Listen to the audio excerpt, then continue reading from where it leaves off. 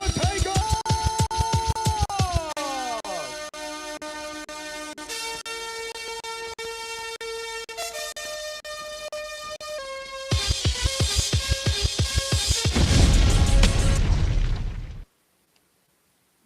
And we are back on the road to glory.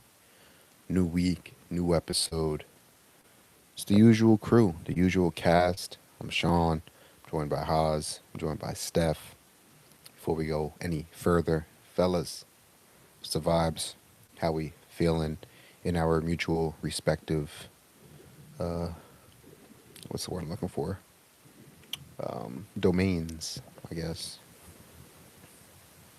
What's the vibes? Great vibes, man. Great vibes. Feeling good. NFL draft is finished, so really now we're just waiting on the seasons to start up. You know, waiting to see really how these rookies perform in the NFL. I kind of feel like I got a good sense of how college football is gonna go this year, but I'm definitely excited to see these quarterbacks perform. Just feeling good. What's up, Steph? Yeah, man. The vibes are great. Ducks just got, I think, two old lineman commits. We've been going crazy on the recruiting trail. I mean, it's looking like we're going to have a pretty good, I guess, what are we on now? Class of 27. We're going to have a good 2027 recruiting class and just keep this train rolling, man. I think a lot of people around the country are seeing what we're doing and once they get in contact with our great coaching staff, they understand that Oregon is the place to be. So I'm just excited for this season and for the future of this program. For sure. And speaking of recruiting, Florida just stuffed Oregon and Georgia for a safety last week. So shout out to my Gator boys. We'll talk about recruiting a little later on in this show. But Oregon definitely on fire on the trail. Florida as well. Georgia, on the other hand, they've been losing some recruits this past couple of weeks. Man, they I Uh-oh. don't know what's going on in Athens, but it's been a mass exodus over the past couple of weeks. We'll talk about it in a little bit. We'll get Haas's thoughts on what's going on with Georgia's recruiting right now. But yeah, we got a big docket ahead of us. Soft, We got running from the grind. all right, we'll see. But we got a nice little docket to get through today. Um, Obviously, starting in probably the biggest news in the college football landscape, and that is the college football playoff expansion.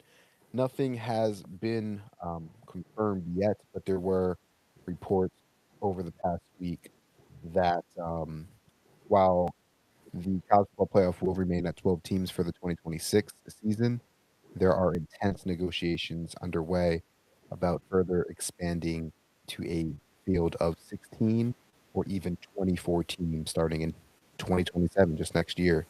Uh, the SEC, Greg Sankey, and more specific, he is more in favor of the 16-team playoff model, which would feature a five conference champ plus 11 uh, at large, and it would allow for the continued upper conference championship games, while the Big Ten and their commissioner has strongly preferred the 24-team model, which proposes a 23 plus one model, which is 23 at large automatically qualified teams plus one top group of six team with no conference championship games and starting playoffs earlier with on campus home games. So, obviously, over the past 5 years of college football, a lot has changed in the entire landscape.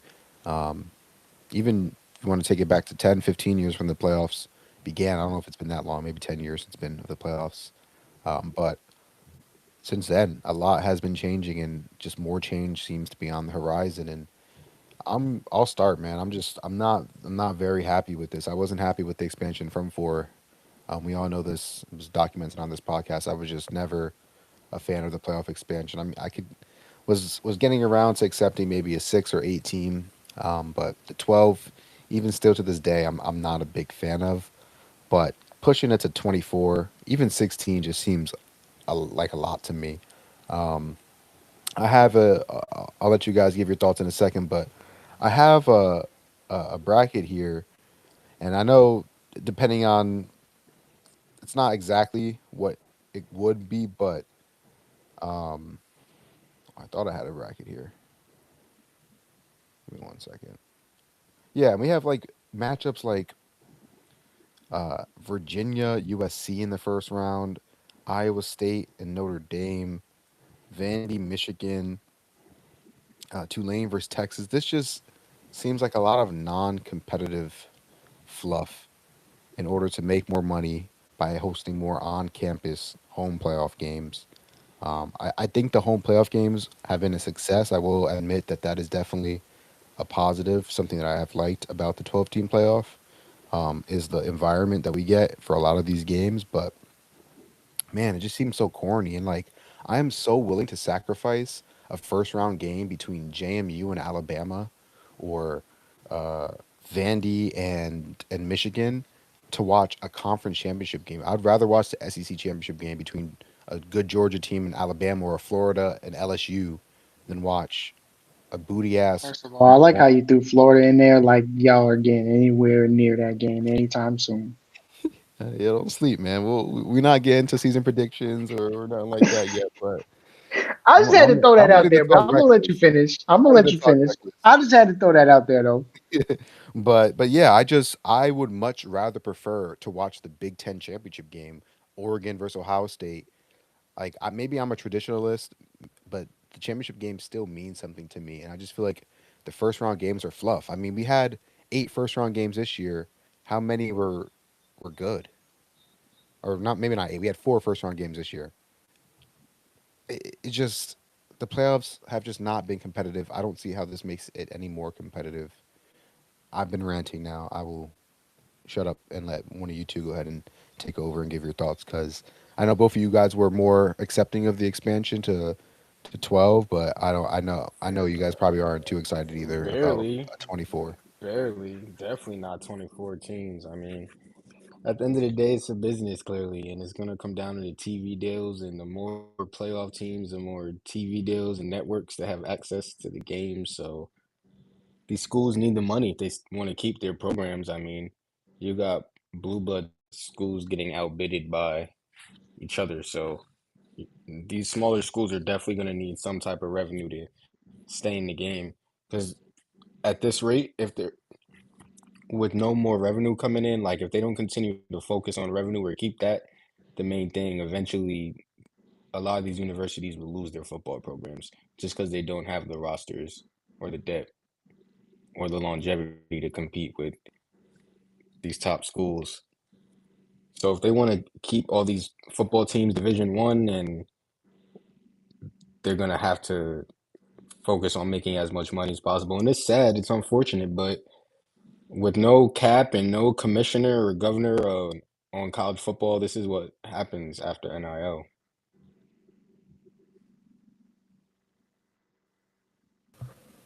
Yeah, and I also think too, this is just, I feel like obviously expansion is inevitable at this point.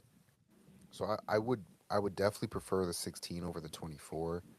I just think 24 teams is just way too much, especially in the sport of football. I mean, in basketball, in baseball, we've seen it before. In soccer, we've seen it before. The They 24th best did just team, expand the NCAA yeah, basketball tournament too, which basketball is tournament. Right. ridiculous. It is crazy, but let's be real. Like, things change, so that's not that crazy. I mean, the NCAA field was just 64 teams. They added 4 more teams. What was it, like 5 years ago, 8 years ago now?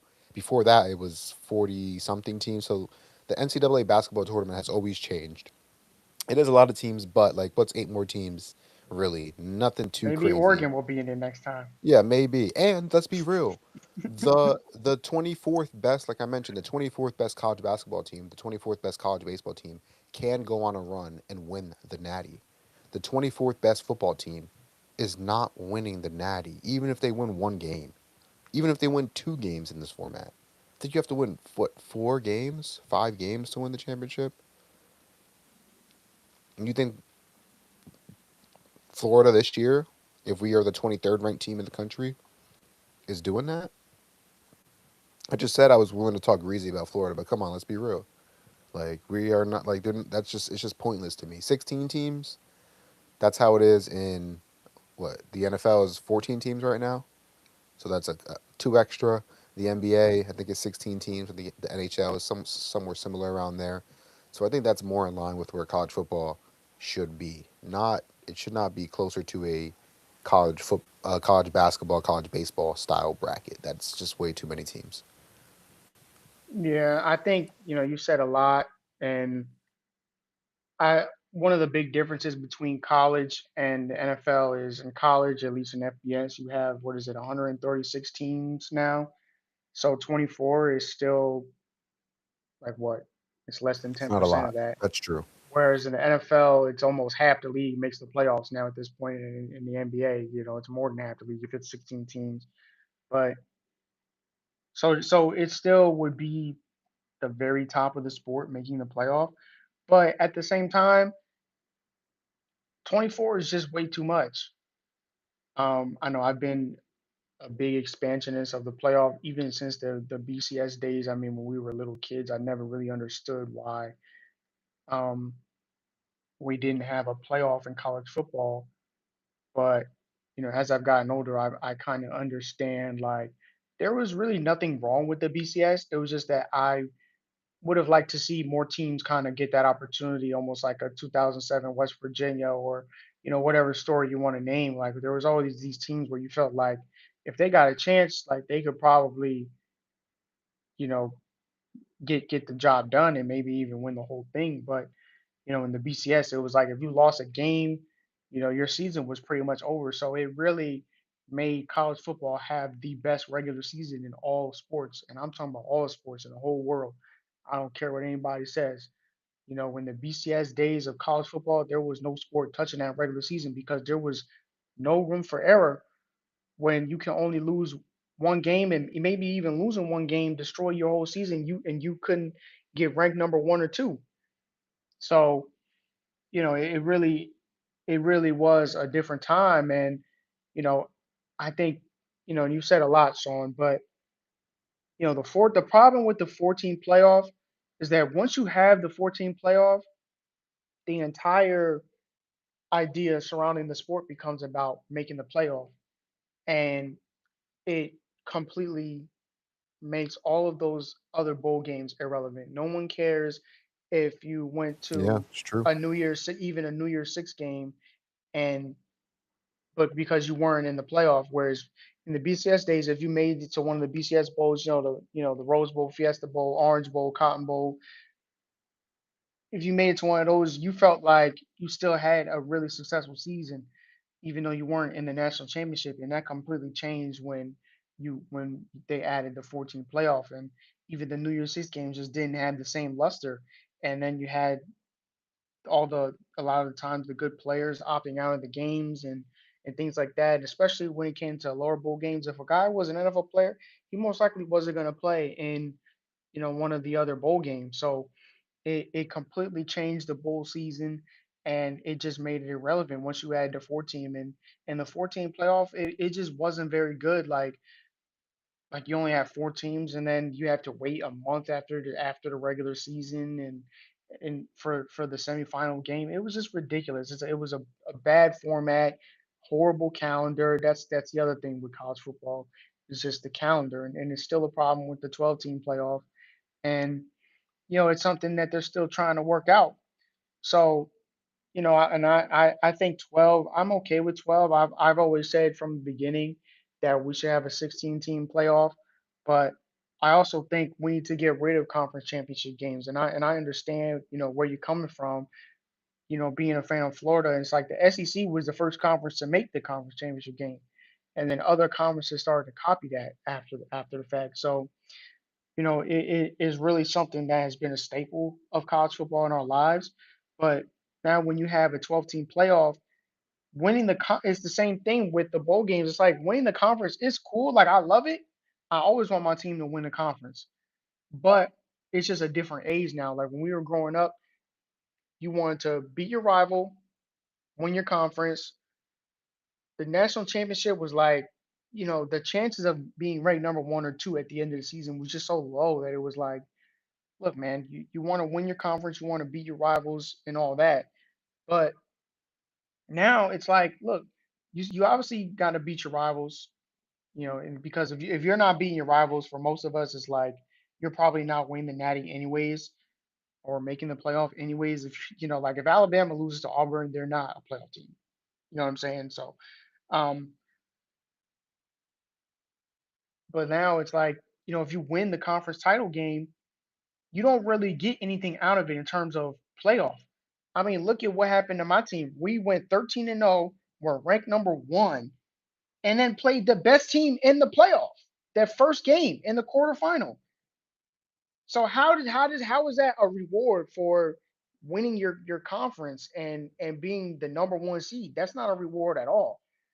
And it's just at a point where there's too many games. You don't, and then you have the team that loses the game. Now they played an extra game for no reason. I mean, there's really just no benefit of even playing the game when it actually comes down to it. So I think that is a positive of the 2014 playoff. Like it would get rid of the conference title game, and the coaches a group of coaches voted for them to get the national championship done by the second week in January, because I mean this year, what was it, January 21st? That's ridiculous. But I also got something to say about that, because the coaches that voted for it, they're acting in their self-interest. They think that they're going to have more job security Yep. Get if more they make the bonuses and all playoff. that. Right. Yep. Right. And that might be true for the first few years, because your contract says, oh, if you make the college football playoff, it doesn't say how many teams are in the playoff in the contract. That's basically what they're all trying to pull. But once the next round of deals comes out, and all that's going to be done, but also it moves the goalpost for what a successful team is. Now, if you're a team that makes the college football playoff and loses in the first round, nobody cares. So, yes, Eli Drinkowitz, if you make the college football playoff and you lose in the first round, no one gives a crap, because you didn't make it very far. You see the same thing in the NFL, right? Where teams, yeah, they make the playoffs, but they didn't go deep enough. So what happens? The coach gets fired. You're not really buying yourself any more job security. I mean, we just saw a coach in the NFL get fired after making it to the AFC Championship this past season. So it just blows my mind how people that are actually in the sport don't see that. I mean, you look at teams like that are on the fringe, like Vandy, USC, Washington, Tennessee. Like, okay, you make the playoffs, you lose the first round, it's not helping you in a 2014 playoff. When you make it to the 2014 playoff, you got to be making it to the third round, quarterfinal, semifinal for people to give a crap. Even in the FCS, I'm pretty sure it was last this past season that North Dakota State like lost in the first round or something. It's like, yo, like that's crazy. You know what I'm saying? Because I'm pretty sure they have a 2014 playoff, and it's like to a program like that, Yeah, they do. that's a failure. You know what I'm saying? Like they're trying to be contenders for a championship. So it really is moving the goalposts. But in my dream scenario, you would have a 16-team playoff, get rid of the conference championship games, it, and then you would have the calendar where the playoff starts right after the regular season. The top whatever seeds get a bye, and that's that. And then you're playing the nanny on January 1st. I know a lot of that is unrealistic. I know that you're not going to get every playoff game a home game, but I think we can have all the playoff games be home games until the semis, and then you know have that be that. But even having the quarterfinal being a neutral site is just ridiculous. I mean, I went to my team's quarterfinal game this past year. You know, you can't ask people to travel from states all for 2 3 weeks in a row when you have a quarterfinal game in Miami. Semifinal game in Atlanta. I mean, you really expect a fan base to travel that much 1 week apart,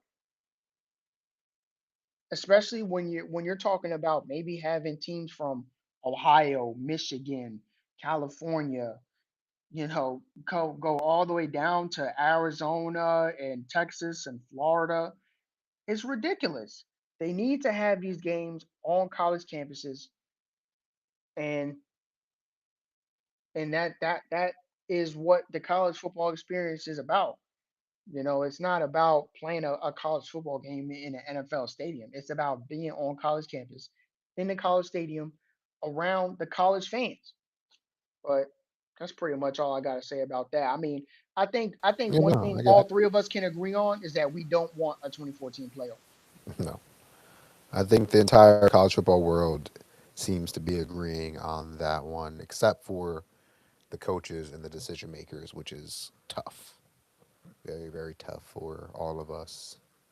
But hey, who knows? Maybe it'll be fire. I doubt it, but we'll see. Maybe the SEC will win out and will only expand to 16, which I think is much more digestible than 24. Do you guys agree with that at least? Absolutely. Cool. All right. Well, I think this is a good place for us to move on then, unless Haj, you have any final thoughts or comments you wanted to make on this Nah, expansion. All right. Let's move on from that. Let's kick it over to some recruiting talk. 2027 cycle is underway. It's recruiting season.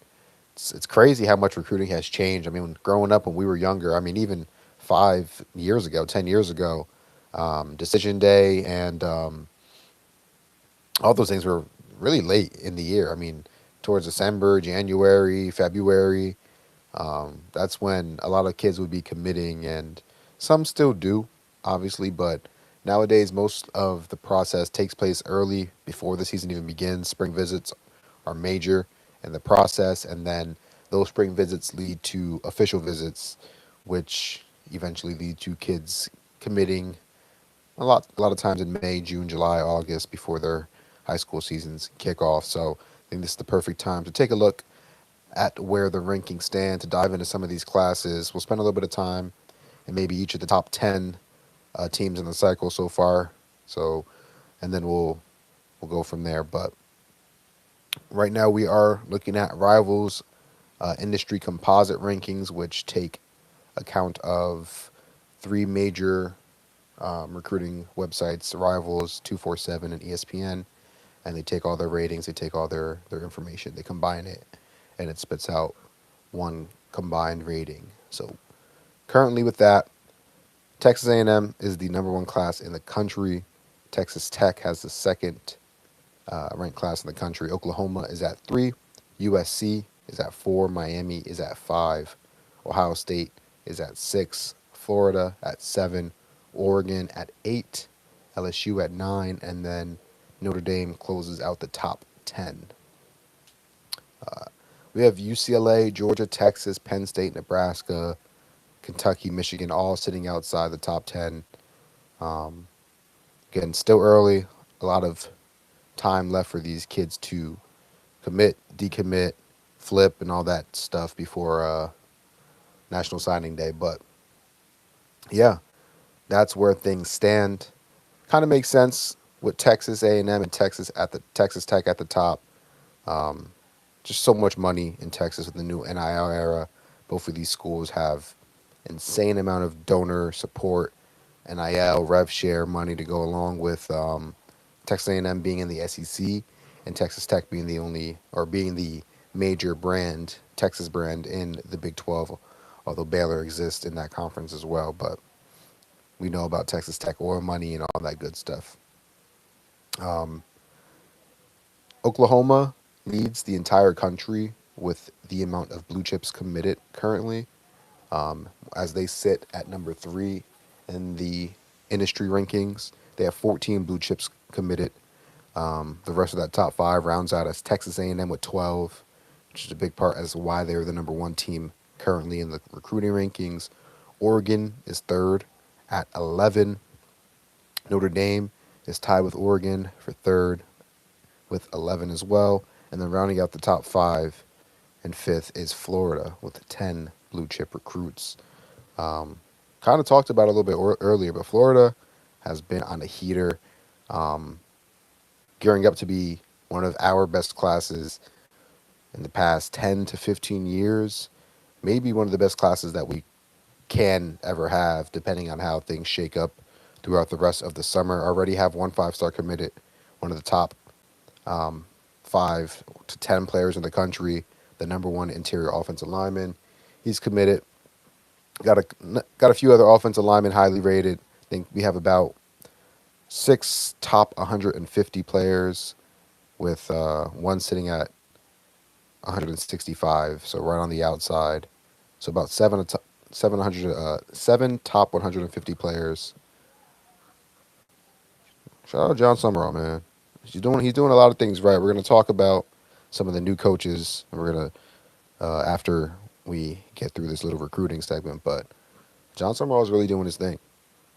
USC and Miami, they round out the top five. Um, USC recruiting pretty well after a year that maybe wasn't the best, missed out on the playoffs, but still, right now they sit fourth in the country, first in the Big Ten, which is super key. Um, got one of the top, or if not the top athlete in the country, committed 5-star, as well as one, two, three, four, 5 top 100 players, and 3 more top 150-ish players. So 8 in the top 150-ish range. USC's cooking on the trail. We all know what Miami's doing. Miami just flipped a 5-star cornerback today from Georgia, Dante Wright, out Damn. of Long Beach Poly. Yeah, it's tough, Hazy. It's tough. Not used to Georgia. Georgia and Alabama, 2 mainstays in the top five over the past decade of recruiting. Nowhere to be found. I mean, Georgia's the closest one to being in the top 12, top 10 at 12, but yeah, It's it's gonna be a very long time strange. before signing day though. Yeah, still a long time. Obviously, early signing day is in I think early November, or what is it, December? Yeah, I I think think early December. signing day is December, and then national signing day is in February still. But again, mostly everybody is signed by early signing day, and mostly everybody's committed by the end of the season. So we'll see. Mention Ohio State at 6. They're second in the Big Ten. Oregon at 8, third in the Big Ten. They've been heating up on the trail. And then LSU with Lane Kiffin and Notre Dame, they round out the top 10 here in the recruiting rankings. Recruiting not as important as it once was, maybe 10 years ago, but even 5 years ago, but still, it is the No, it foundation of is. every championship team. Every good team that still wins to this day is built based on recruiting. I think the transfer portal is obviously very key as well in bringing in talent to help you win, experienced talent to help you win, things of that nature. But still, definitely got to keep an eye on these recruiting rankings. And Hey, if go you ahead. don't think recruiting is important, look at Florida State. Yeah, I mean, that's real. Even Florida, I mean, we won 4 games last year, and we got a coaching change, and we're recruiting well. That could change the trajectory of a program. It still matters. It definitely still matters. So we will keep an eye on these rankings throughout the year. We'll check in probably maybe in a couple weeks, next month or something, and see where things stack up from there. Let's move forward and talk about some of these new coaches throughout the Power Four conference. I think we have 4 new coaches in the SEC, 4 in the Big Ten, 3 in the ACC, and 3 in the Big 12. Starting in the SEC with LSU, they hire Lane Kiffin. We're going to talk about Lane Kiffin and some of the comments that he made. Should we just talk about it now? Yeah, we can talk about it now. Well, he had an interview with the Vanity Fair photo shoot, talked to one of the writers, and they wrote up a whole article about him and his move from LSU and the whole Ole Miss saga. And yeah, he made some interesting comments. I think the most uh, what's the word I'm looking for? Controversial, I guess, is how he mentioned that there were times where he was recruiting kids at Ole Miss, and kids would say, you know, Coach, I really like it here. I would love to play for you, but you know, my grandparents, my family, my parents, they don't feel comfortable in this environment in Mississippi. They don't really want me to play here. They would much rather me go somewhere else, which offers me a similar this or that. And you know that obviously was just a funny comment to see, especially because it just it seems like it's BS. Um, but there's also I feel like there might be a little bit of truth in it. I mean, I've been to Mississippi. I'm not trying to be disrespectful to anybody, any of our viewers that live in Mississippi. I've been there.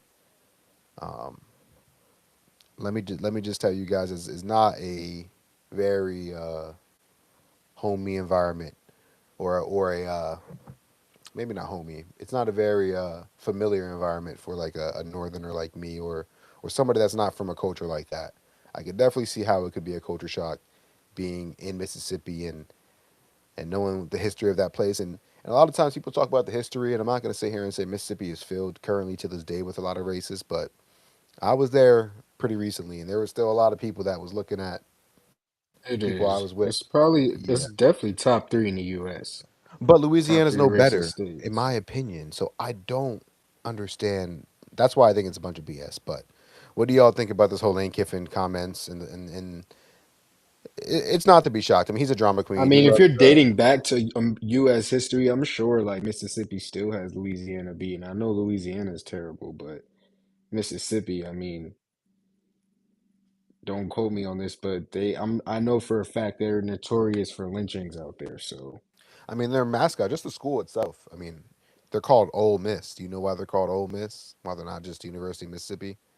Ole Miss has deep Confederate Southern ties. I mean, their mascot is a rebel, is a Confederate rebel. Like they seem to have a lot of pride in that history, and the school holds on to it. They That's a part of what the school is, compared to like the LSU Tigers, where I found out today earlier, just like reading around. Tigers actually comes from a group of Confederate rebels. They were just called like the Confederate Tigers or something like that. I don't know the exact name, but it was a group of Southern Confederate soldiers that were called the Tigers. LSU eventually took that name, but LSU doesn't really associate with that group anymore. Now, when you think of the LSU Tigers, you just think of, just like a normal animal mascot, a fierce tiger. That's what you think of. You don't think of and all. So I feel like if Ole Miss distanced themselves from their history, like if they weren't so proud of it, what it seems like, I think it would be more digestible. But either way, I think the truth is LSU offered Lane Kiffin an opportunity that Ole Miss could never offer him. Just the amount of resources, the the everything that LSU has that Ole Miss doesn't. I mean, LSU is just better than Ole Miss in every facet that you could imagine. No offense, but it just is. That's a fact. LSU is one of the best jobs in the entire country. It's not just Ole Miss. You could say that about plenty of jobs. So I think that's the truth. I think Lane Kiffin should have probably just said that, but we all know the type of person Lane Kiffin is. So Yeah, I mean, go ahead. I think I think there is truth to the statement, but I also think that is not really the best messenger because I mean, this is a guy who deleted posts basically outing himself as a Trumper after getting backlash and posting "Make America Great Again" hats in LSU colors or whatever the case was, and so this is a guy that posts something like that, and then a couple months later comes out and talks about how recruits don't want to go to Ole Miss because of the racist you know history and culture surrounding that place. So I just wanted to point that out, and this is all after the Epstein files have been you know out, and even before that, we've all seen the pictures of those two together. So this is not. I don't want to hear anybody talking about anything about politics and people need to agree on or people need to be cool with disagreeing on politics and things like that, because this isn't politics. This is just downright evil. And we're talking about people who just completely ignore that and will still go to bat for this guy. And but that being said, I do think there's some truth there. Not some truth. I do think that it is the truth. I mean, we're talking, and I'm glad you brought it up about the mascot being a Confederate rebel song, because that's what it is. I mean, we're talking about a team that used to run out when the team would run out of the tunnel. Yep. They would What would have they the carry? male cheerleaders. They would Yep. have the Confederate flag, Yep. running out with the team out the tunnel every game, and they only stopped doing that in 2015 after people made a fuss about it. Yep. I mean, this is a state where the state flag had the Confederate flag on it until a few years ago, when people made a fuss about it and said, "Wait, why is the state flag having the Confederate flag on it?" And this is a school that had race riots in the 1960s. I mean, a lot of our parents was alive when this is going on. So we need to stop acting like this is such a distant past where it's irrelevant to where we live in now. I mean, I just told you about them still waving the Confederate flag around in our Right. lifetime, It's up not. and Yeah. It's up not until a distant few at years all. ago. Yeah. I mean, Right. look So around it's the like, world. Yeah. I mean, this is the type of place that we're talking about in Oxford, Mississippi, and I don't really care what people take it as if it's disrespectful, because this just the truth. If you don't like the truth, change your behavior. Yeah. Nobody told you you had to wave the Confederate flag around, and I don't want to hear anything about people trying to hold on to Southern culture and history, because at the end of the day, they lost the war. This is the only people on planet Earth that I've ever heard of that wanna hold on to losers of the war. People that want to have statues of Robert E. Lee and generals that lost a war. Everywhere I've been and countries that I've heard about, they have statues of people that won wars. I've never heard of anywhere else on this planet Earth that puts up statues of people that are losers. But this is the type of people we're talking about. So obviously they aren't the brightest. But again, I think it is a little bit of a complicated thing, because I think he was telling the truth. And I think you also bring up a good point, Sean, about, I mean, is Louisiana much better? I don't know. Yeah. I think Feel like a cop out. Baton Rouge is more of a black area, so they're Yeah. probably not experiencing racism happening in Baton Rouge. But I Right. think if you go out in certain places in Louisiana, it might mirror Oxford, Mississippi. I just think that's the truth of the matter. And we're talking about the Southern United States at the end of the day, and this is the type of stuff that's going on. I've been fortunate enough spending the time that I've spent. I've spent a significant amount of time of my life in the South of the United States, and I haven't had any type of racist experience that I know of. So I live in Florida now. I mean, I've spent a lot of time in the Carolinas. I've been to Atlanta, Georgia, which again, Yeah. that's a black city. I lived So in Alabama. yeah, so like, I mean, I haven't lived in Alabama or Mississippi or any place like that, so I can't speak on what it's like there. But I've been in Virginia, I've been in these places, and I've had a perfectly fine time. But you can't ignore the history and the things that are going on. And when you hear recruits saying their experiences, I can't go against that. I'm not gonna sit up there and say what this guy experienced is not what goes on, because clearly we hear about this from many different types of people from different walks of life that are unrelated to each other.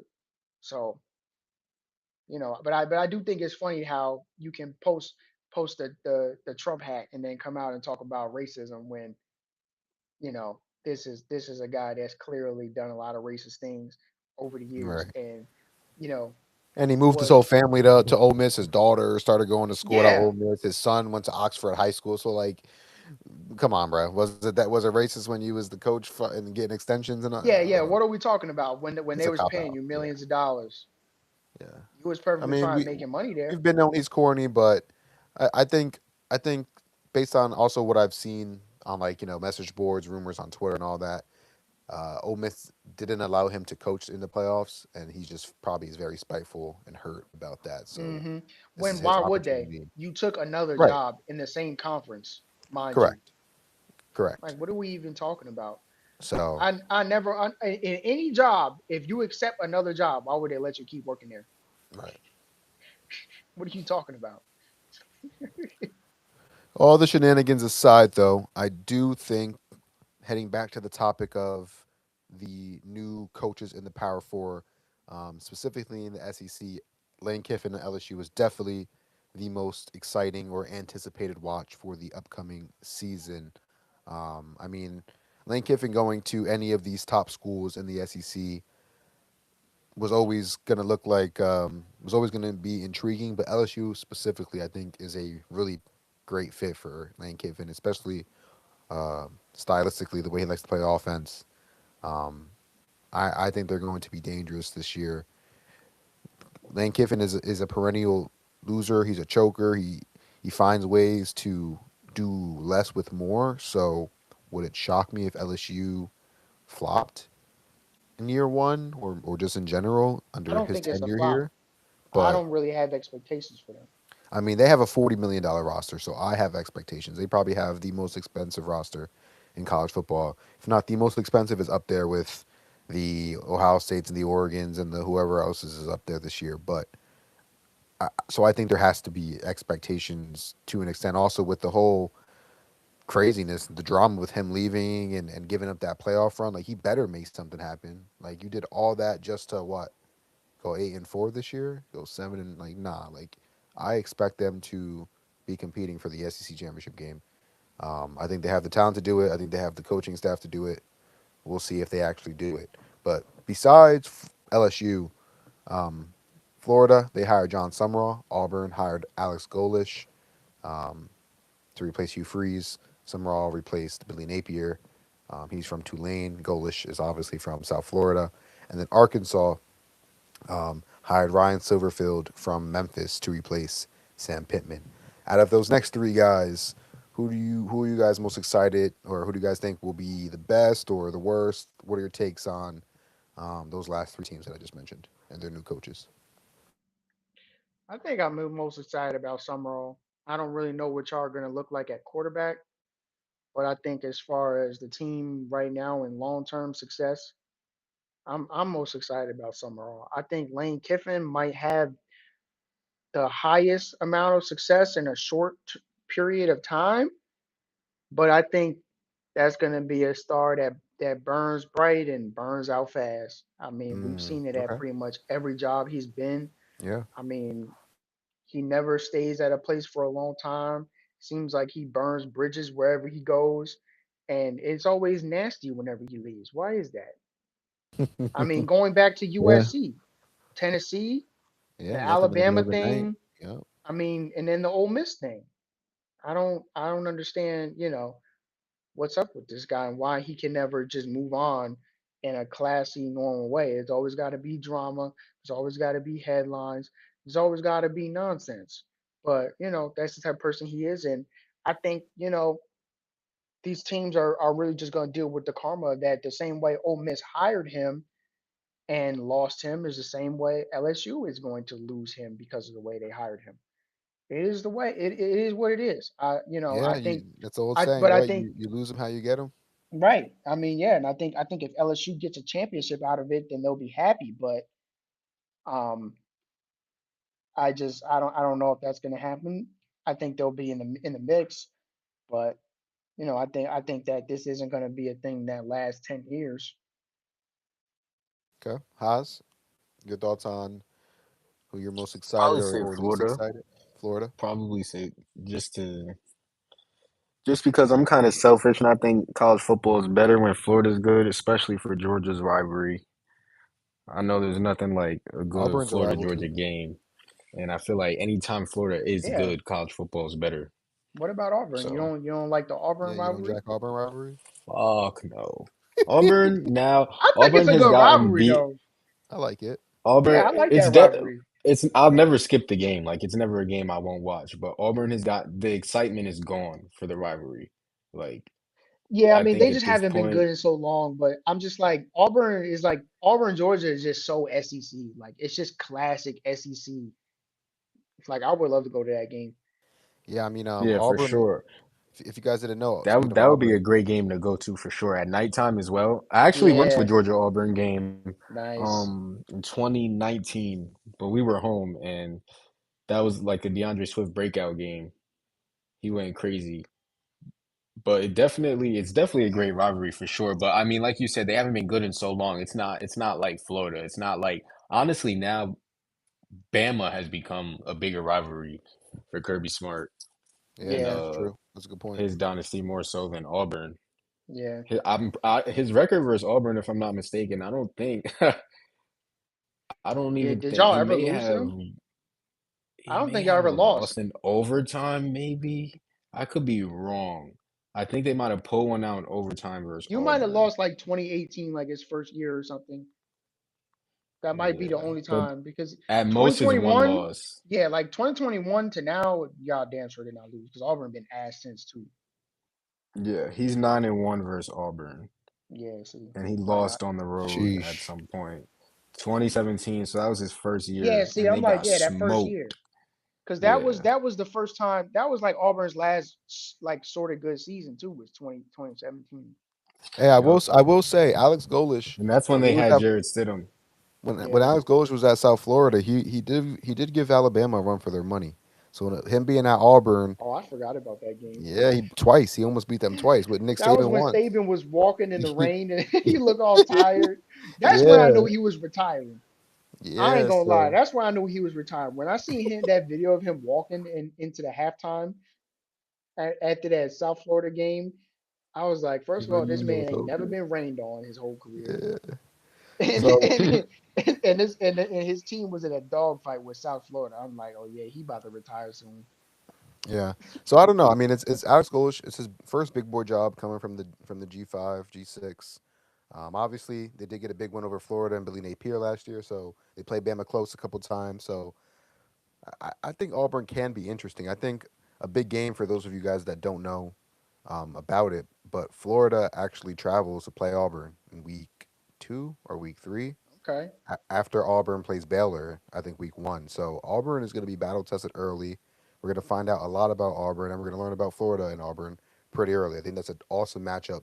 Two brand new coaches, both from the G6, first big boy jobs at two programs that are looking to get back to glory. I think it's to be a very competitive, interesting game. We all know. I mean, even Haas could attest to this. As much as Georgia has owned Auburn over the past however many years, I think you said they were 9-1. I guarantee you that one loss was in Jordan Hare, because that is a straight up house Yeah, of horrors. That's a hard place to yep. play. So Kirby's 3-1 at Jordan Hare, yeah, and and that was his first year. They got smoked 40 ball, 40-7. I lived in Auburn. I can attest that stadium it's special. So Florida, they're gonna have to show up that week. That'll be a fun matchup though for the SEC. Real quick, Ryan Silverfield. I don't got much on him. He's obviously from Memphis. Memphis has been one of the top G6 teams over the past 5 years, 4 years since he's been there. So I think he's obviously a good coach. Archie is just so deep in the SEC trenches though. I feel like it's an uphill battle for whichever coach takes over. It's not an easy job. The Arkansas is Big Ten. probably the hardest job in the like college football, at least out of the relevant conferences. Yeah, I would have said it was easier than Vandy, but look what happened at Vandy. So anything is possible. Yeah, yeah. Maybe now it's Stanford Yeah, because they we'll don't talk. take transfers. But Yeah, we'll talk about Stanford when we get to the ACC because they have a new coach as well. But let's first talk about the Big Ten. Just like the SEC, four new coaches. Michigan, they hired Kyle Whittingham from Utah as he replaced Sharon Moore. By the way, shout out to Sharon Moore. I guess he was acquitted of all his charges, or I don't know if that was the right word I used, but he is innocent man, and he did lose his job. But I think he will now be able to at least fight for his buyout in court and potentially, recoup some of that money that Michigan was able to keep away from him by firing him for cause. So shout out to the black man getting his money, well deserved, after Michigan tried to backdoor him with some, I won't call her any names, but with some young lady, and it seems like he will overcome that. But they now have a head they now have a head coach, Kyle Whittingham, from Utah, legendary Utah coach, been there for pretty much our entire lives since we were little kids. UCLA, they hired Bob Chesney from James Madison to replace Deshaun Foster. Bob Chesney, I thought he was a little bit of a nepo baby, taking over James Madison after Frank Signetti and what Sig had built. Uh, I just called him Frank Signetti, Kurt Signetti. Frank Signetti is his brother. Sorry, Steelers coach. I was thinking about the Steelers for a second, but yeah, Kurt. After taking over what Kurt built in at JMU, but I was looking at the recruiting rankings, and UCLA is, I think, already. I think I mentioned they were like 11th in the recruiting rankings, which is pretty nice, especially knowing that UCLA has had a lot of NIL issues Yeah. and just money issues Which in is very general. surprising because Yeah, UCLA, the university, is has to be one of the richest non-Ivy League school universities in the country. for sure. I saw And I it and I know that for a fact.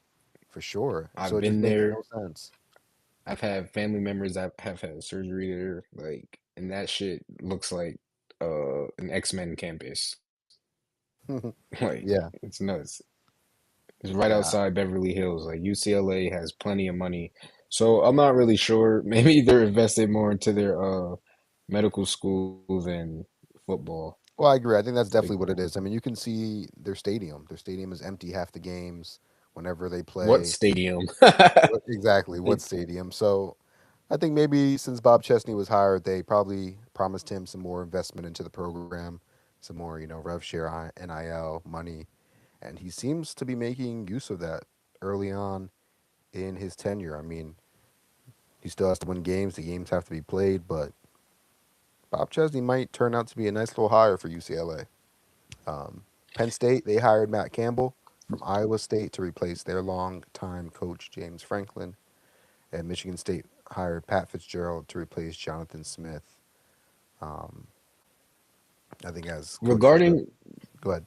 before you go more into Penn State real quick, do you guys ever think that like UCLA having their own stadium would boost their program slightly or just Absolutely. Same with like put Miami. them on the map more? Because I know they're thinking. I know there were rumors of them moving on from the Rose Bowl and going to SoFi. Don't know the status on that or where that rivalry is going to be played in the future. But I think if they were to get their own stadium, I think that would go a long way, especially just with the whole Rose Bowl kind of losing its aura since the Georgia Sure. Oklahoma game. I mean, not necessarily, but just in terms of especially the West Coast teams playing there. It's definitely lost its juice when the West Coast teams play there. I mean, UCLA hasn't been good in God knows how long. USC's underwhelming every year. We just spoke about them recently and a couple pods ago about how Lincoln has to at least crack the Final Four this year or make the big game. So, He ain't even he I ain't mean, even at make this he ain't point, even bro, making the 12, nah, he's got to do something, bro. He has to. He has. There's no excuse. He has no excuses this year. bro. So USC he is got to a make some shit clown shake. nobody program. They're soft and they're never gonna win anything ever again. Got a lot of Which hating is on on. stuff. Hey, It's it's the a new truth, era, man. man. We never know. You never know. They're in the Big Yo, Ten now, and we are they old might be able to people. steal a couple recipes like y'all. If y'all We are can get old as far people. as you did, You know these new recruits don't even USC. know who Reggie Bush is. You realize That's these people are nasty. recruiting people that are 14 years old right Hey, now. but you know who they do know? The what they call Bo who they call him? Nix, Iceman. Iceman. ain't no Bo Nix. Is that what they call him? I think Lincoln produced Iceman in his factory. Who's So Iceman? they're pro. Caleb Williams. Yeah, they went Yeah, I'm seven and sure. five with Caleb Williams. Congratulations. Yeah, but they're still jacking him and using him as a recruiting pitch. I promise you. The good buddy they have now. I'm sure Caleb played a part in Man, he him did going nothing there, him too. seeing his success. Well, they got a quarterback, something a lot of schools can't say still. And him doing nothing Hey, isn't really his they fault. I about mean, to he go. can't. They about to go. USC hasn't had a defense since They about to go 9-3 before I was again and miss born. the playoffs again.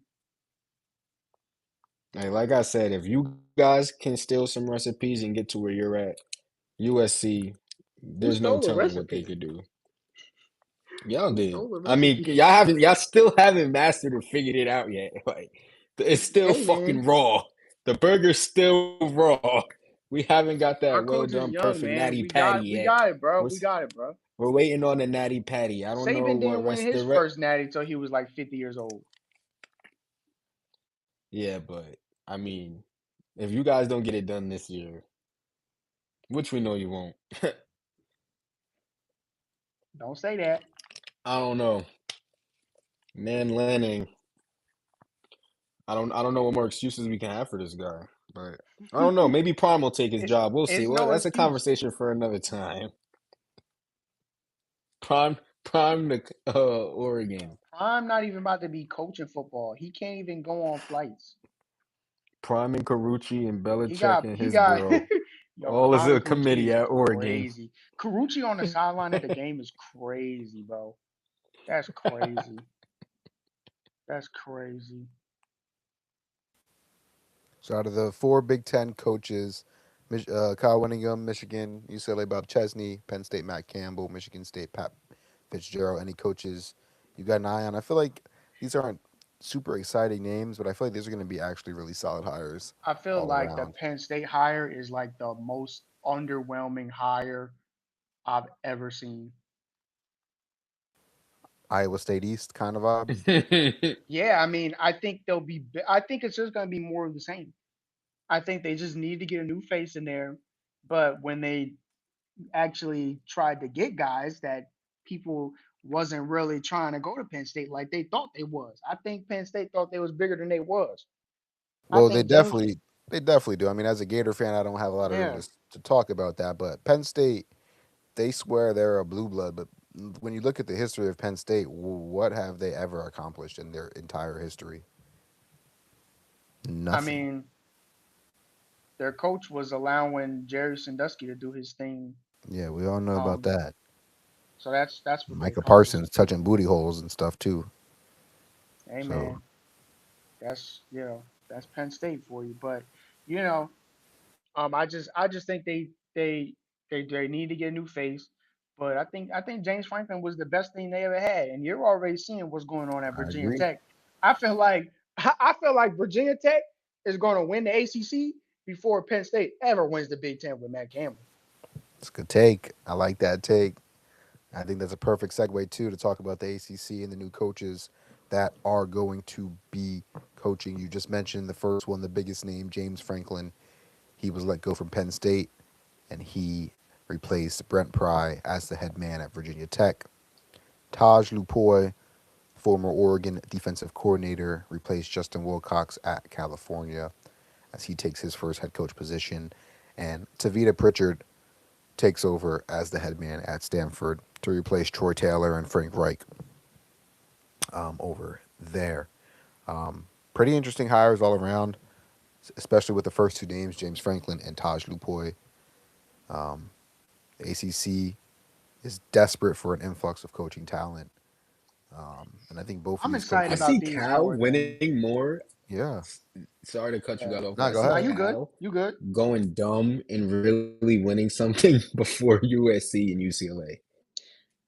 That would be hilarious, and Espe- I es- would love it. That would be crazy. Especially with this coach, because I know that the Oregon DC, I know he's I mean, you look at Oregon's defense, this guy could clearly recruit, and they've had a lot of defensive prospects in these past few drafts. So I think I think that he might be solid for Cal, and like we all know, any university out there is going to have bread. So I don't think he is going to be that much of a transition for him from Oregon and Cal and the ACC. I Yeah, really I don't. think Cal's got I an think they may opportunity to surprise a really do lot of something. people. Yeah, yeah, especially because of how weak the ACC is. It's like, you know, if you get some good players in there, I mean, they already got a good quarterback. Let's see how they do this year. And yeah, I'm excited about the ACC more than a lot of these other teams between Tosh Lupoy and James Franklin. Virginia Tech being good again, I think is good for college football. You need some East Coast teams, to be good in college football, and I think immediately Virginia Tech is going to look way more competent. I think they're going to be a team that has a solid record, and then maybe in 2027 they make a push for the ACC title. I mean, it's going to be tough with Miami being out there, being now that they're a juggernaut and Cristobal's got that thing rolling, but I think the ACC is going to be a better league in the next few years. If only Florida State could get it together. I mean, and Clemson, it's like we can never get all the stars to align, right? It's like we had all those years of Clemson being far and ahead of everybody.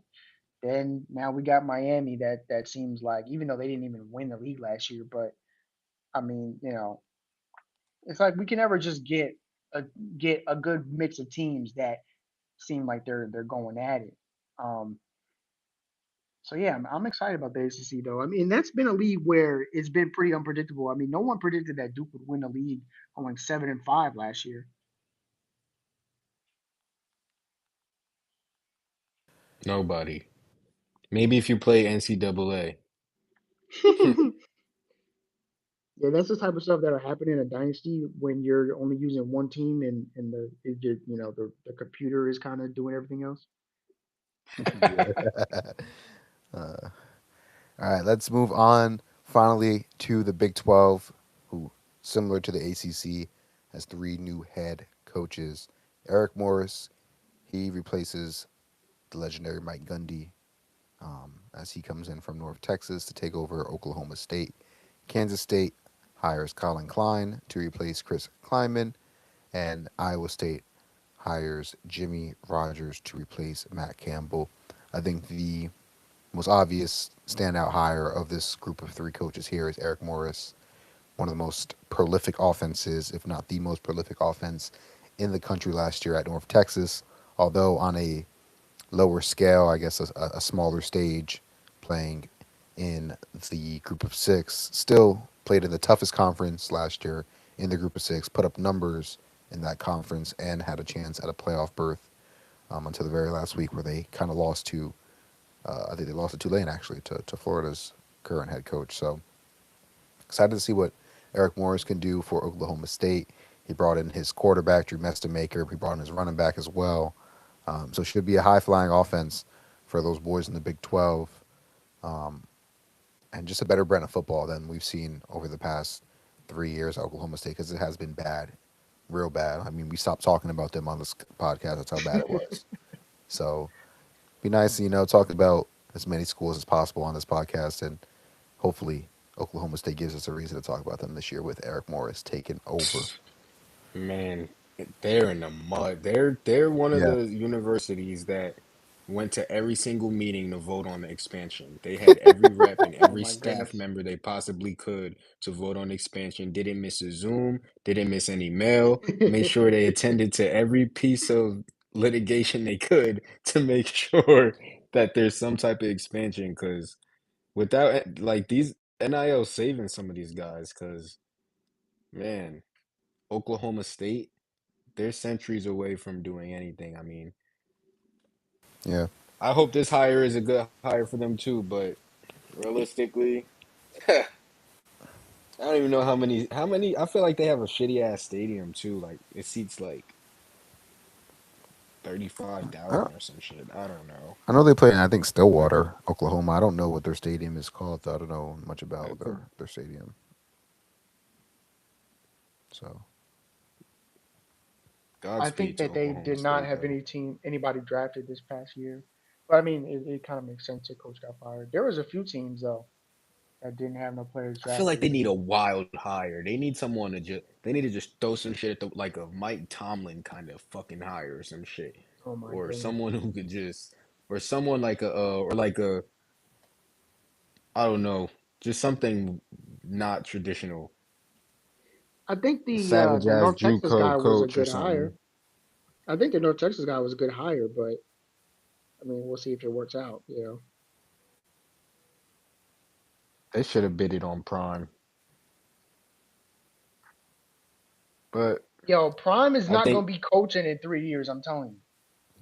I'm just talking about his impact in recruiting and being able to land prospects and start a wave, Yo, but he like hasn't Prime even did in been recruiting. Colorado.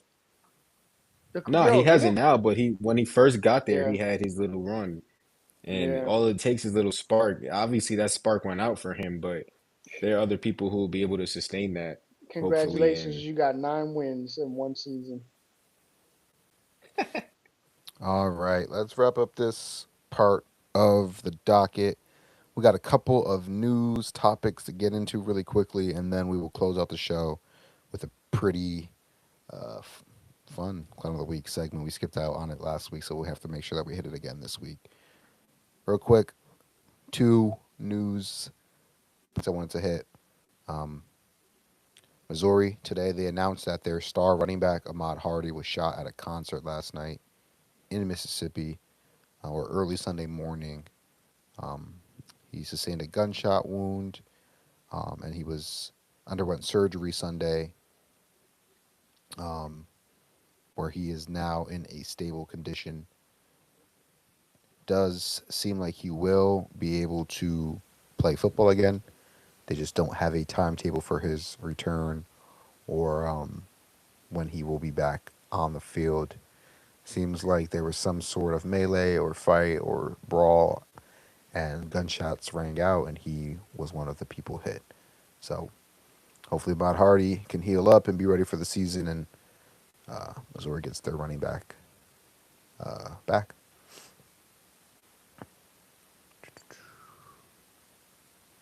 And then it was reported earlier today as well that USC and Notre Dame are re-engaging in active discussions to resume their rivalry.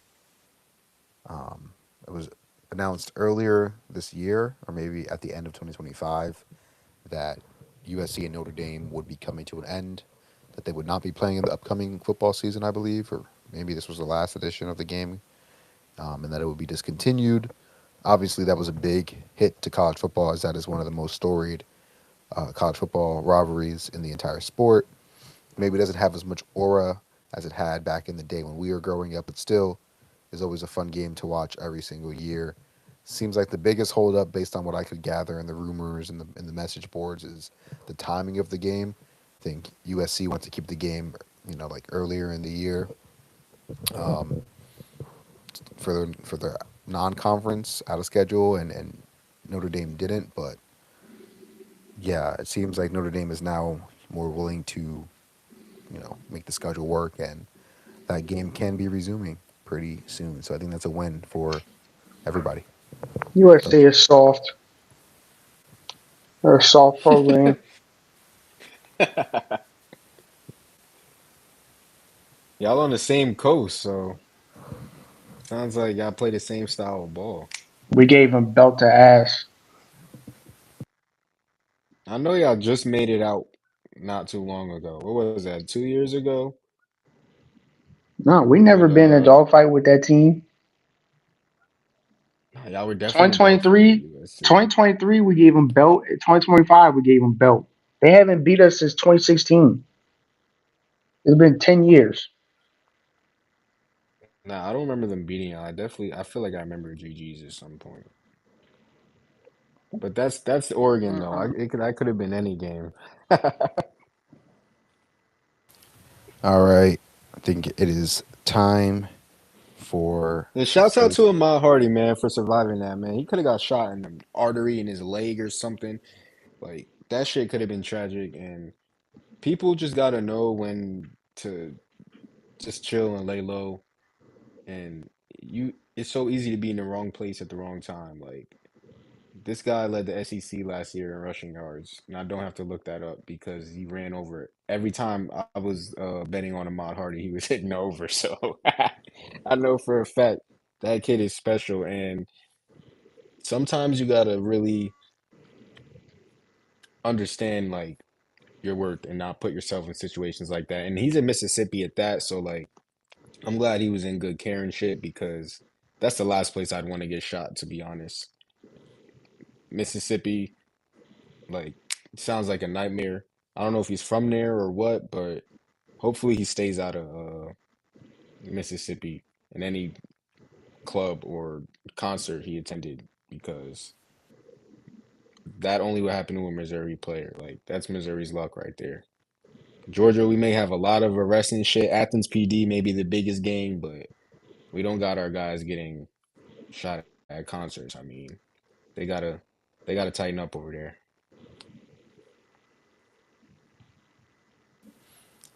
All right, I think it's time for everybody's favorite segment. Then let's switch gears here and start the Wait, I'm first. sorry, I'm sorry, Swing.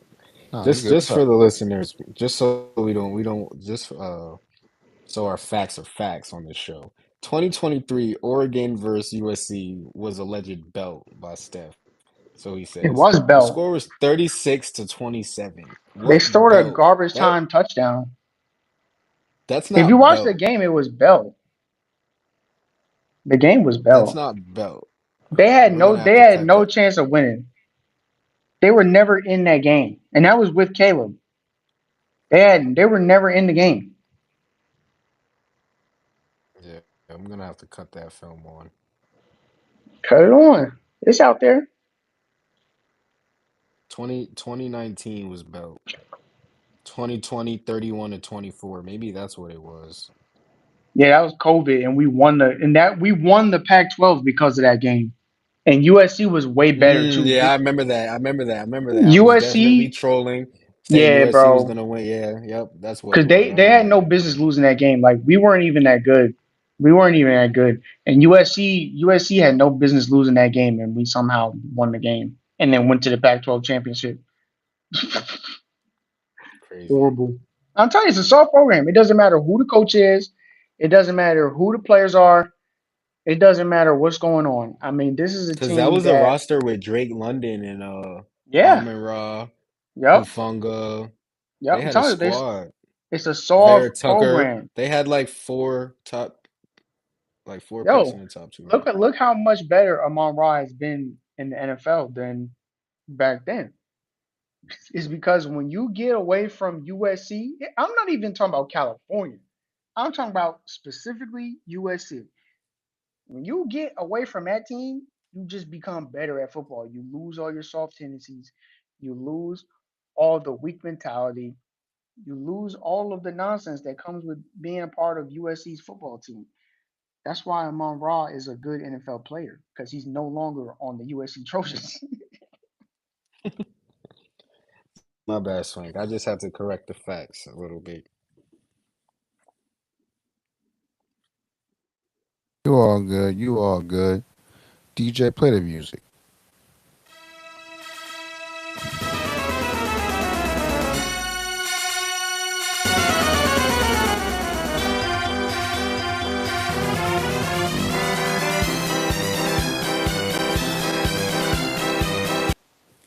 It's time for everybody's favorite segment. It is Clown of the Week,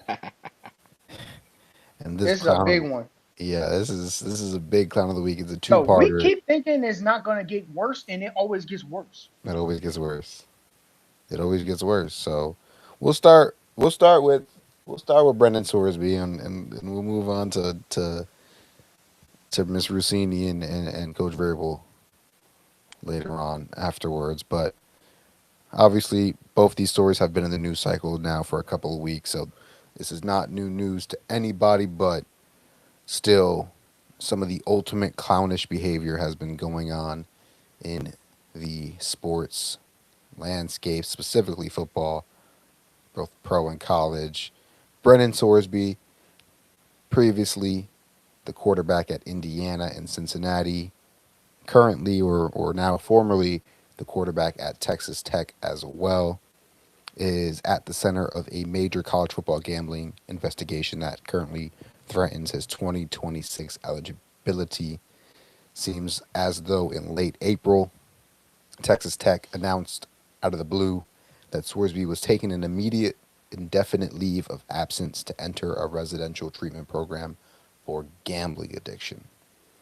This followed, obviously, the discovery of his extensive betting activity, which included thousands of bets, over 10,000 in some accounts, across multiple sports books and daily fantasy platforms in several different states, dating back to at least 2022 and maybe even before that. This includes, small stake wagers and high stake wagers as well.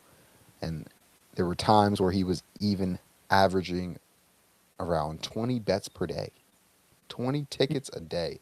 Listen, I've thrown in a couple parlays, I've thrown in a That couple man bets was in my. running a Discord. Come on, bro. 20 bets a day is crazy.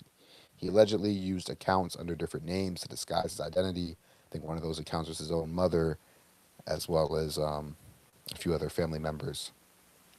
Obviously, any athlete, especially an athlete that is being paid, especially an athlete that is playing D1 or maybe even professional sports, is not allowed to gamble or bet in general.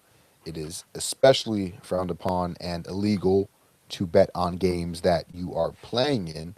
And that is also what Sorsby did back in 2022 when he was a red shirt freshman on Indiana's roster.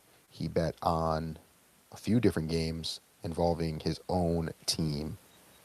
He did not. He only appeared in one game that year, but still, betting on his own team is crazy. Obviously, there is now an ongoing investigation between the Indiana Gaming Commission, Ohio Casino Control Commission, Kentucky Horse Racing and Gaming, as well as the NCAA. He has hired prominent sports attorney Jeffrey Kessler to represent him and to fight for any eligibility or potential lawsuits, legal action, anything like that. Texas Tech has also lawyered up. If he cannot regain eligibility for 2026, it looks like his only options are to retire from football or head to the NFL supplemental draft. Yeah, So, man. I mean, I think there's a thoughts? lot to break down here, but I mean, first things first. I mean, do y'all really think that he's going to play college football this year? Because I don't. I think he's cooked. Yeah, I mean, this.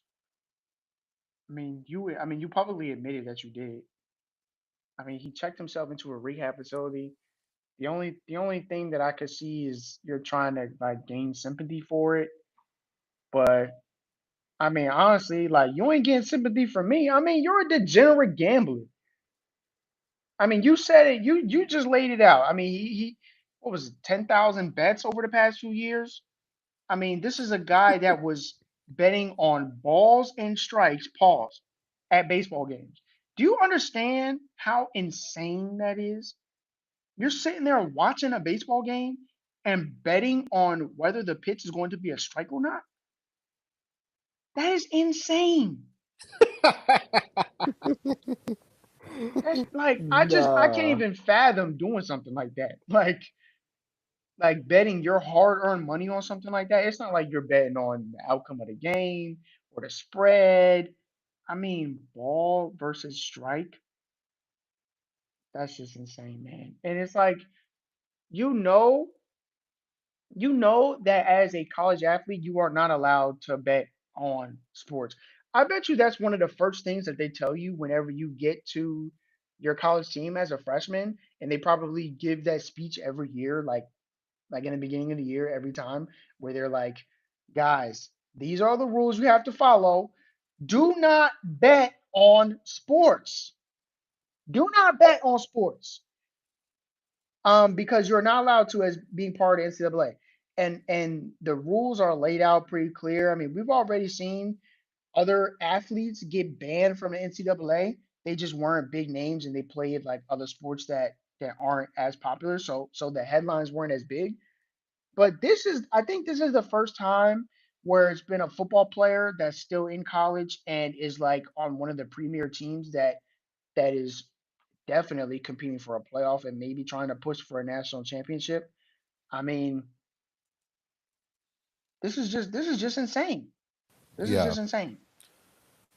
yeah, and I think I don't know how it'll work with the contract, but I wonder what the money situation would be like. Like, is his contract void? Does Texas Tech recoup any of the NIL or the rev share? Maybe Um, because he's I don't, never playing a game for them. because he never played, right?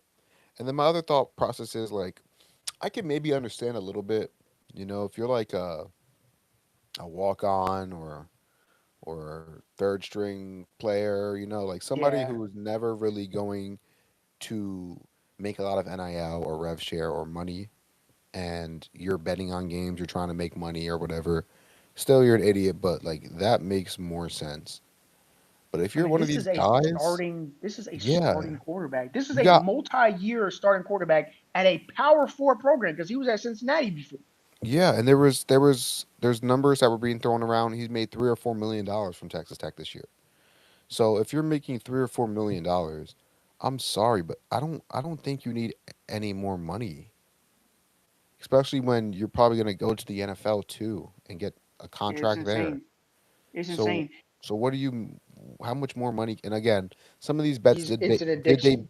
some of these were back when he was a freshman in college. So like you mentioned, it was something that he was doing when he was younger, and he definitely developed an addiction. I mean, he's in rehab, so it's a pretty serious Yeah, thing I to go to mean, rehab.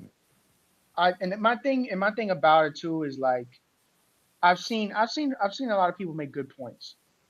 They say, the sports betting is everywhere now. I mean, we all know this. If you watch a sporting event, there's commercials constantly. They're advertising it. You watch the sports talk shows, they're always talking about the spreads and things like that, over unders. I mean, it's ingrained in our culture. We talk about it on this show. We pick games against the spread and everything. But at some point, so I think it's valid where people are like, well, this is all we talk about. So how can you get mad at an athlete for doing something? At the same time, I'll put it like this: everybody is not allowed to follow the same rules. We all have different rules that we have to follow in life. Me, as a regular person, am allowed to bet on sports as much as I want to. That's up to me. You, as an athlete, are not allowed to bet on sports. The same way where if you have a certain kind of job, you cannot behave a certain kind of way. I mean, what did we see? We've seen plenty of examples of this in our lifetime. I mean, there was, we saw what was it? The Papa John's guy, the guy who started Papa John's, got kicked out of his own company for saying the N word because he was recorded saying the N word. And Hottie This is Toddy. this is well, hey, there you go. And this is the same. This is what I'm talking about. So you're a CEO of a company. You cannot be recorded saying a racial slur because it will affect your life. Now, someone else might be able to be recorded saying a racial slur, and it doesn't affect them because nobody's looking, nobody cares. You're not an important person, and here it is. But this is what I'm talking about. Just because something is super in your face all the time doesn't mean that it's for you. You are an athlete. You are part of the NCAA. These people will protect the integrity of the game at all costs. That's why there are strict rules against players being sports gamblers, even if it's against different sports, even if it's for different sports, because at the end of the day, you have an advantage that a regular person does not. You might know the baseball player of whatever team that you're betting on that can tell you, oh, this guy's hurt or this and that, give you information that gives you a leg up on the bets. So I can't sit up there and say, well, he doesn't deserve blame because this is what's in the culture. But I do think it is something to bring up. I mean, and again, I mean, we're talking about a guy that's younger than us, right? So he might not even really remember a world where there wasn't sports betting. Because you got to think if he's a teenager coming up, I mean, these are your formative years. Like, when you're thinking about this kind of stuff where sports betting is normal. When we were kids, you weren't allowed to bet on sports and it wasn't on your phone. If you were doing something like gambling, you had to go to your local bookie, and that's a lot of hoops that people most normal people ain't jumping through because that just brings a These addicts whole say you don't know what yeah. Sorsby would have went through to get a Well, parlay. yeah, I mean, well, at this point, yeah, but like for most most people, is you're not even going to start because it's not so easily accessible. Is my point. Where it's on the phone, it's like, you know, everybody has a phone. I can set up an account and be betting by the end of this podcast if I want to. So it's a different age, and I'm someone who didn't grow up with it, so I don't feel like I need it in my life. But these other people, man, I mean, they got no chance, man. I mean, they grow up with it. They think it's normal. Everybody's betting. They're probably in high school. Everybody's probably betting. If you got a few dollars, I mean, it's just a different age, man. But again, I can't really feel bad for you because, like you said, you're getting paid. You're a Division 1 quarterback. You're a Power 4 quarterback. You know the rules, man. You know the rules. You know what you're allowed to do and can't do. I mean, this isn't even like those PD moments where people get banned for taking a supplement or something. This isn't that. This isn't even that. I mean, it's pretty cut and dry. But I will say this. I mean, now I mean people were bringing up a lot of good things. They were saying did Cincinnati know about this before they took him? Yeah, I did hear Because that. then I heard then that. they should be punished for taking a guy they knew was gambling. And then I even heard someone say, "Oh well, Cincinnati wants to fire their coach anyway, so maybe that's what they want to happen." Because people were saying that Cincinnati also was the one that put out the information about him because Well, he they're left. suing him as well, right? Aren't they Yeah, suing him? yeah, they are suing him because he left, and people were saying that they're the ones who put out the information about him gambling because they're bitter that he left. So I mean, there's a lot of angles about this story, but it is insane, and Yeah. I'm just glad it ain't my team. Oh my god. So before we move on, I wonder what Texas Tech does at quarterback. I mean, we all watched Will Hammond last year step in when Barry Morton went down, and honestly, he played really well. At Yeah, he times, he was a looked good better. player. He looked better than Barry Morton at Yep. certain times. And then Will Hammond himself, he got hurt, I believe, and that kind of derailed the rest of his season. So I think if Sorsby doesn't play, which I think is the most obvious outcome, I think Texas Tech is okay with Will Hammond, but I'm not sure. Well, Even just here's the numbers thing about that. wise, you Here's the lose a thing about that. quarterback. Go ahead. I'm glad you brought this up because now there's no spring transfer portal Yep, window, I was about to say that. and they've actually put in some pretty strict rules about taking what's called a ghost transfer, where Yep, you get in trouble. if someone doesn't enter the transfer portal, they just unenroll at their school and then enroll at another school. Um, Xavier the Lucas NCAA, from Wisconsin to Miami yep, last year is the yep, biggest. yep. And the Um, NCAA has put in big rules about it. So if a school does take a ghost transfer, they're fined coach I gets think suspended. 20% of their athletic budget or their revenue share. They're fined a crazy amount of money, and their coach is suspended for half of Six the games, season. I think. Yeah, so it would be 6 games in football. And I mean, I've seen people bring it up like, look, they gotta just try to take somebody and take the penalty, but I don't think they're gonna do that because the problem is, Will Hammond he tore his ACL in the middle of the season. They said that he's not gonna be ready till at least week 3, and it's like Sheesh.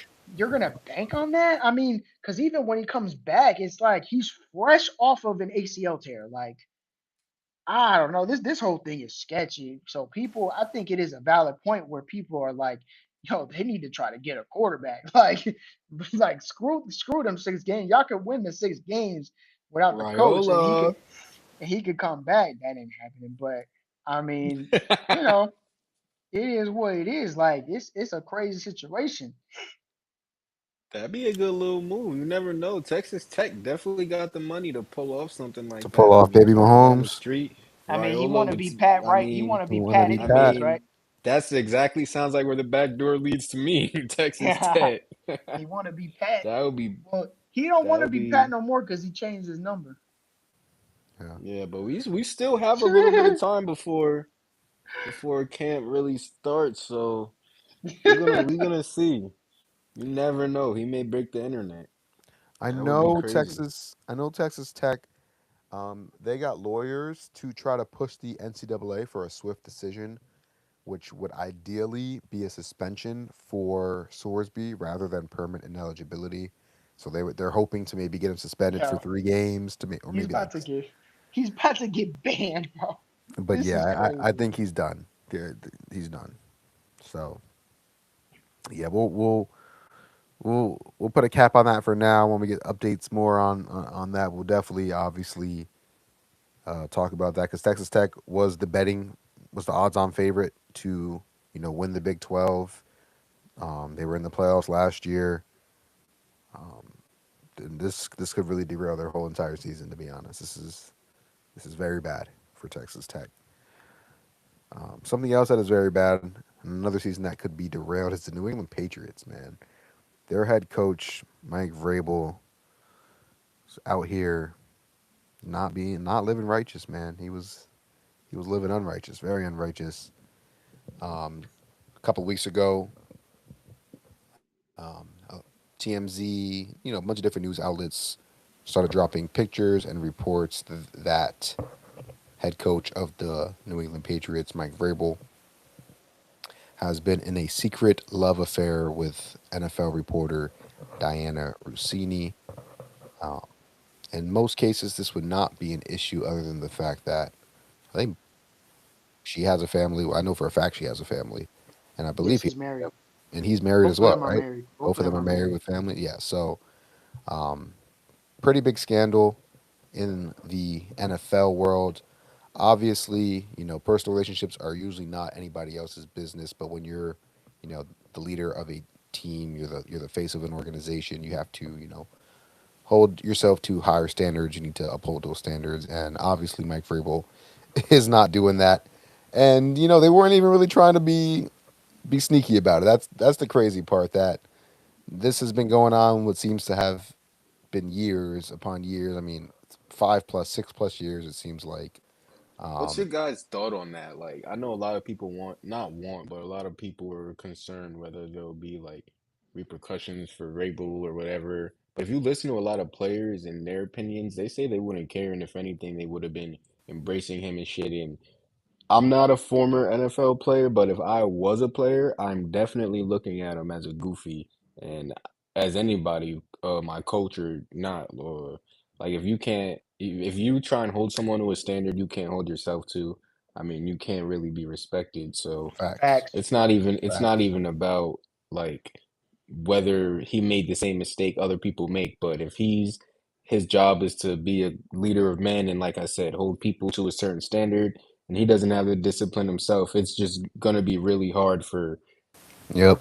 I feel like most players to really not take him serious anymore, but just respect his word as much. And it's become such a huge distraction. Like, I don't know. I feel like there really may be a chance that, and I know Yeah. the owner of the team, the owner Robert Kraft.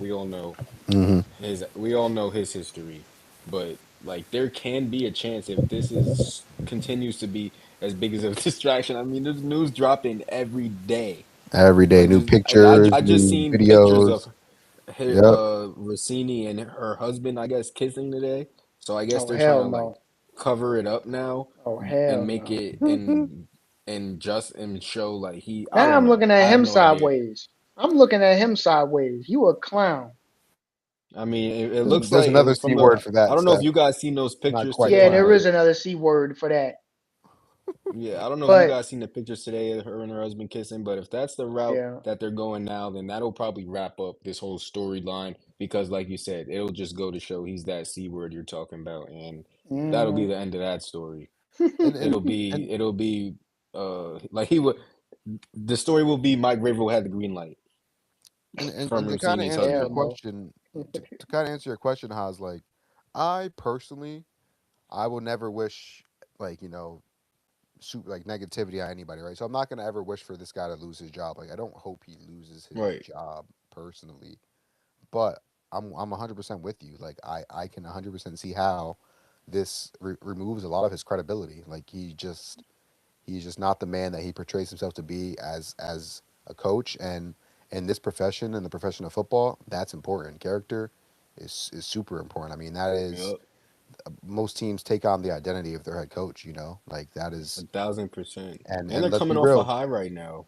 And yeah, I mean, if their coach is a fraud, they kind of got exposed being frauds in the Super Bowl, in the playoffs, even throughout the whole Mm-hmm. playoff run. A lot of Mm-hmm. people were starting to notice Hey, that Yep. New England was And fake this is the thing, the diamonds. players are saying they'll be cool and embrace him being, oh shit, coach, you hit Rossini, that's tough, da da da. Like I've heard a lot of players give that opinion. Like I'm dead why? ass. I've heard Shady McCoy get that opinion. I've heard Pac-Man get that opinion. Like they don't really care. They're not Bro. worried about that.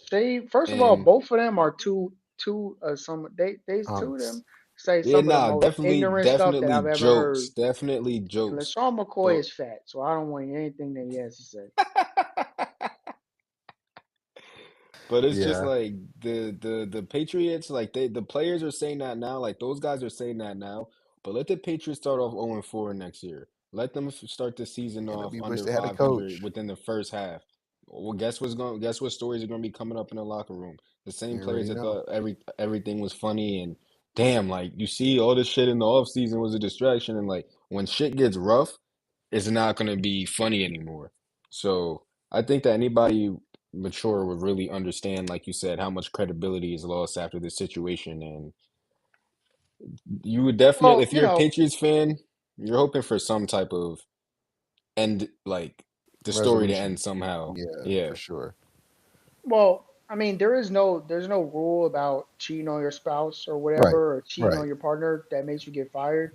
The Exactly. reason why he might get fired is because of this whole thing with the AJ Brown Yeah, situation. the tampering and all that Yes, with the trade. because of him, it's basically like a conflict of interest. I mean, that's why she got fired because you have an unethical relationship with a source where you're basically sleeping with somebody and he's feeding you scoops to to report on. And that's why she got fired from, I think, was the Athletic. Was it the Athletic? Whatever company she That, works yeah, it for. was the athletic. And for Mike Vrabel, it's about him, basically trying to affect a player's trade value because we already they've already put out stuff about the Julio Jones trade. Remember, he got traded to the Titans when Mike Vrabel was the coach, and I'm pretty sure the Falcons were trying to get a first round pick, and then it ended up being a second round pick. So I mean, this to me is bigger than just two people that are pretty famous cheating with each other and that whole deal being a scandal. But like when you're actually affecting the trade value of players in the NFL, it's like, now you're actually affecting things. And, we just talked about the integrity of the game in regards to sports betting. Is how is the NFL going to handle this in regards to the trade value of these players? I mean, if it happened with Julio Jones and if something happens with AJ Brown, I mean, what are they going to do? You know what I'm saying? And honestly, I want to know what Julio Jones and AJ Brown think because I feel like no one has asked them what they think about the situation when they're the ones whose trade value had been affected and their careers actually got affected by this. Because I think AJ Brown wants to leave Philly and maybe he won't leave Philly. And if he did want to go to the Patriots, genuinely want to go to the Patriots, now that's probably never going to happen. I mean, there's just a lot of dominoes that have fallen because of this whole situation. And I know it's been funny, kind of seeing the things that have been coming out, like the new pictures over the past what is it, week or two, and people are kind of digging through every clip of her being on TV. And that's the thing too. Don't be famous and then get in trouble like this because people are gonna dig through everything you've ever said publicly and dissect it because now everybody is bringing up every clip of this woman on TV talking about All her relationships, tweets. dating, Yep. All and her yes, old her tweets, tweets saying pictures. embarrassing stuff Playlist. where like it's like, yo, if you're her husband, you would be so embarrassed at the stuff she is saying. You would be so I any mean, she man named her with son any Michael. type of spine, any man with any type of spine would be so embarrassed at what she was saying, and it would be a problem. And yo, we didn't even bring up how she named her son after Mike Vrabel. Yeah, I her mean, son is Michael. she names the boy Michael. First of all, they were together. This is insane. They were together when she was pregnant, even 7 months pregnant. I mean, what they call it? My girl told me they call it a baby moon. I didn't know about this, like a honeymoon, but before you have a baby, people go on a trip. I know y'all see that when they was on a boat when she was pregnant. Yeah, I saw that. That's nasty So I work. seen a tweet that said they was on a baby moon. I asked my girl, I'm like, people go on baby moons? She was like, yeah, people go on baby moons. I'm like, oh yeah, this is some stuff I don't know about. So they was on a baby Baby moon. moon. Yeah, they was on a baby. I don't know about baby moons, yo. But this, I'm like, yo, they was on a baby moon, and she names the boy Michael after him. And guess what? She names the boy Michael Andrew, right? Mike Vrabel's like great great grandpa, who like came over here from Viking territory or something. Name is Andrej. Guess what the English version of that name is? Andrew. It's too much coincidences for this to be like, to just ignore. That's what people have been saying. That's his baby. Imagine And your it's son like, being yo, being named after. Nah, bro, nah. you named the boy after Mike, and coincidentally his middle name is Andrew when his great grandpa's name is Andrew. Come on, man. This is crazy. And y'all was on a baby moon. Yeah, a lot of clown behavior going on for sure, and the fact that it's being exposed all over the internet is just even worse. Everything that's done in the dark will come to light. Hey Just one man, lesson. It's one it's a lesson to be lot of learned. clownery going on, man. It's a lot of clownery going on. This story, I mean, these two stories, this is enough clownery for the year, man. Yeah, Uh, and I keep definitely. saying this, but I don't know how anything is gonna beat this. But it seems like we just keep getting something that's even more clownish. Every week, man, every week, and I'm sure next week when we're back or whenever we come back, we will. There will be some more debauchery, some more clownery to Yeah, there's get always something. into. Always something. But with that being said, we will wrap up our show here. Great conversations today, fellas. I think this was an awesome podcast, a great episode. I think we talked about a lot of good stuff. Make sure if you're not already, you like, you subscribe to this podcast, whatever podcast platform listen to this on, whether that be Apple Podcasts, Spotify, or even YouTube. We are on all three of those platforms. And yeah, make sure you give us a good rating as well. Really helps us in the algorithms get our show out to other people that like college football and that could potentially be interested. Don't forget to share our show as well. If you think you know somebody or know people that would like this show as well. Yeah, just keep it locked in here as we are back for the season. Um, a lot of topics like this for the rest of the late spring, early summer, but once summer football kicks off, man, we are back into it full swing. We'll get the tier list back going up. We'll make some season predictions and all that good stuff. So stay with us here at the Pigskin Live on the road to glory. And yeah, we will see you guys next week. Any final thoughts, words, Yes, comments, sir. concerns? I mean, this is a reminder that Florida State has been so bad at football that a popular Florida State podcast shut down. Mm, that's tough. That's tough. We saw that happen to Carolina actually last year. The Panthers, Yeah, but they came. but then Yeah, they wanted to make it the playoffs, so that's yeah, crazy. yup. Hopefully, it's not the same result for Florida State, but yeah, that's very unfortunate, or not, depending on whose perspective you're looking at it from. But yeah, appreciate all the love and all the support throughout the past few years with this podcast. We'll see you guys next time. Peace.